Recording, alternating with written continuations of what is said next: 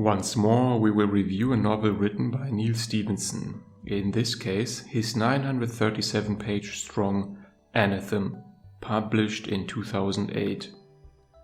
This standalone novel offers its readers a story that unfolds with a reasonable score in the sci-fi Mohs scale, even though it takes some liberties in its scientific soundness with regards to some of its main premises. The world building is very detailed and imaginative, including a language variation and terminology specific to the world of Arbre, the setting of Anathem. In the same vein, Anathem is filled with original story elements and ideas. Some of them may be derived from scientific theories or certain philosophical schools of thought, but they are adapted and interwoven into a single self-consistent story. With about a dozen main characters and a similar amount of named side characters, Anathem's dramatis personae feels similar in size to Neal Stephenson's apocalyptic novel Seven Eves, if you need a point of reference here. Although it should be noted that Anathem has just a single narrator and some parts will focus only on a small number of characters, giving it in some chapters properties of a chamber play as well. Anathem was nominated for 5 awards and won only one of them, that being the Locus Award for Best Science Fiction in 2009. As usual, these statistics are based on the awards list on Goodreads. In contrast to the relatively meager yield of the award nominations, Anathem does score comparatively strong with the general public, obtaining a combined rating of 4.2 stars out of 5 based on 10,000 of reviews. Interestingly enough, it scores a tiny bit higher on LibraryThing than on Goodreads. Up to now, the ratings on LibraryThing were usually the most critical and thus lowest compared to Goodreads, and the perpetually positive Amazon reviews. Furthermore, Anathem was reviewed in the scientific journal Nature, a quite rare distinction for a science fiction novel. Until now, there are no indications that Anathem will be adapted either as a movie or TV/streaming service series. As we will discover during this review, faithfully adapting Anathem could be difficult to justify to a studio owing to the frequent philosophical and scientific themes that would have to be included in sufficient depth.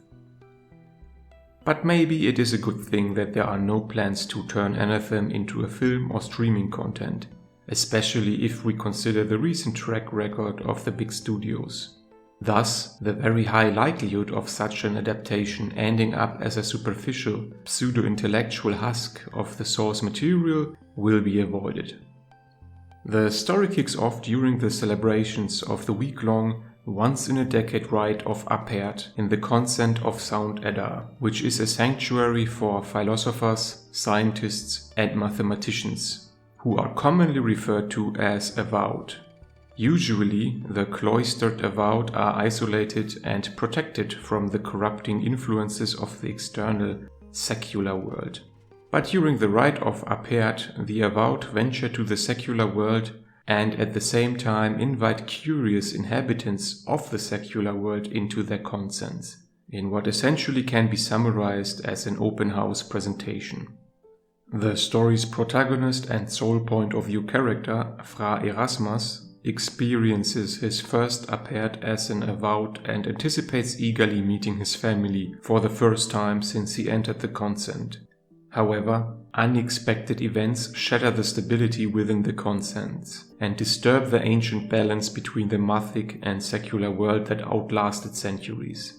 Erasmus, his friends and teachers are thrust into an epic adventure to avert a global catastrophe.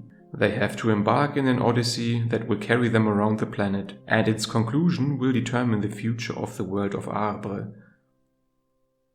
Anathem does not follow the tried and true tropes of most common science fiction novels, as it also could easily be interpreted as a form of fantasy novel with a very subdued or even completely absent magic system. It does combine several genres. The beginning of the novel can feel like a mystery story in a monastic setting, peppered with political intrigue, whereas the middle part morphs into an adventurous road trip, while the end ventures more into the territory of the action genre.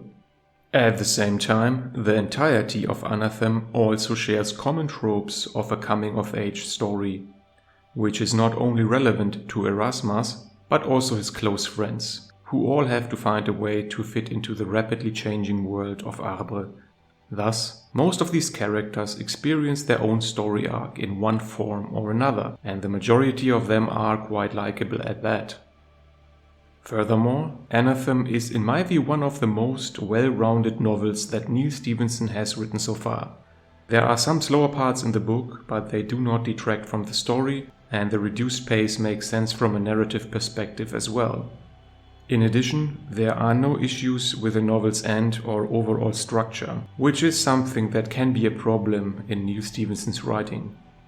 Seven Eves, Cryptonomicon, The Rise and Fall of Dodo, as well as Fall or Dodge in Hell, suffer from similar structural issues or an unusually abrupt ending, for example.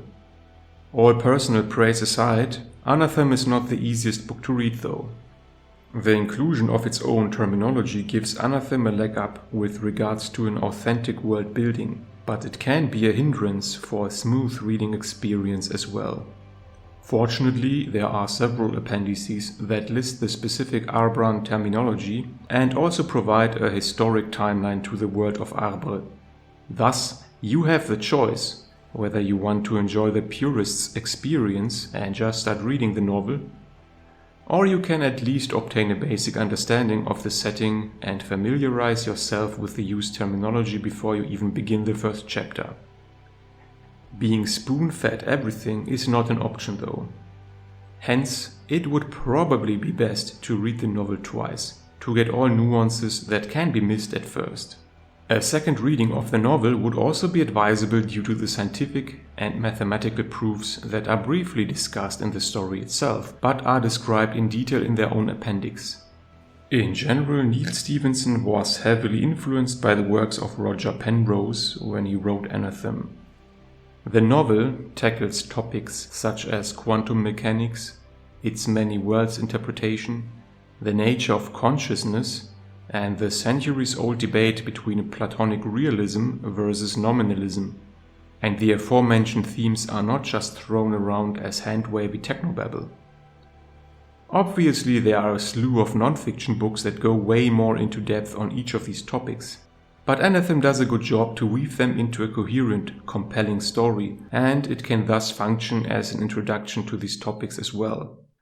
Last but not least, Anathem poses important questions regarding the role of science, scientists, and technology within a society, which is probably more relevant today than when it was first published in 2008, giving the novel some prescient and potentially timeless qualities as well.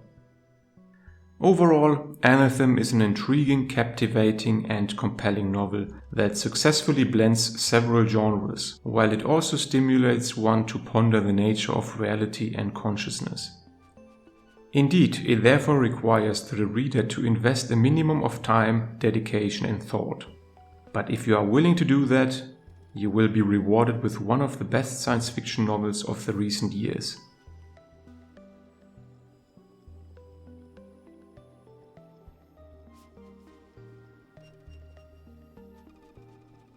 If you liked this video, you may also enjoy the other reviews and content on my channel. Feel free to leave a comment if you want to discuss the novels or if you want to suggest other books that I should review in the future. Please consider upvoting and subscribing, it is much appreciated. Thank you for watching and until next time.